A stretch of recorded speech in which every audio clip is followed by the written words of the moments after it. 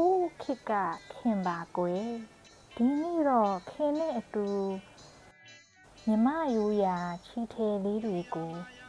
ဟောက်ကြည့်ကြဆိုတာကွယ်တကယ်တော့တန်ဖိုးဆိုတာငွေကြီးနဲ့တိုင်းတာလို့မှမရတာကွယ်ရိုးရိုးရာချီသားလေးတွေက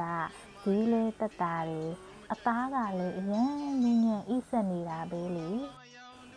အင်းလေးကလာတဲ့ဒီချီထမိန်လေးကကြည့်ပါဦးအိုးလှလိုက်တဲ့အရောင်လေးနော်ဖတ်ဖူးစိမ်းလေးပေါ်မှာအဖြူရယ်ပန်းလိုရောင်လေးရယ်ဆက်ထားတာ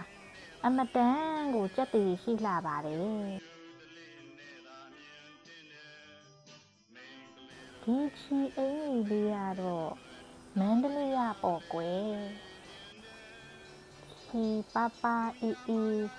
မြမရင်ပုံးလေးကိုပလဲသီးလေးတွေနဲ့ရင်တကယ်ရင်အောင်လှုပ်ထားတာ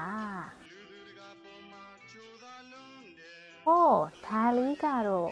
နောက်ထပ်ပုံစံစမ်းလေးပေါ့ကွယ်တူတူကြည့်ကြမယ်နော်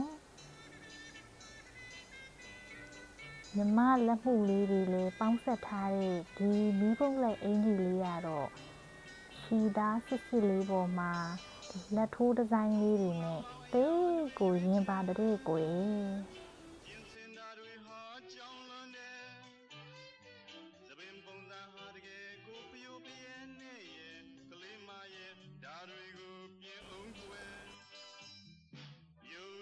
ဒီအမျိုးဘောင်းမီရှည်လေးကတော့ပြိုကလေးတို့အကြိုက်ချီသားအေးအေးလေးနဲ့ပေါ့နောက်ထပ်တစ်ထည်ကတော့ပန်းပွင့်လေးတွေနဲ့အေးလှတဲ့ချီသားကောင်ဝင်လေးပါကွယ်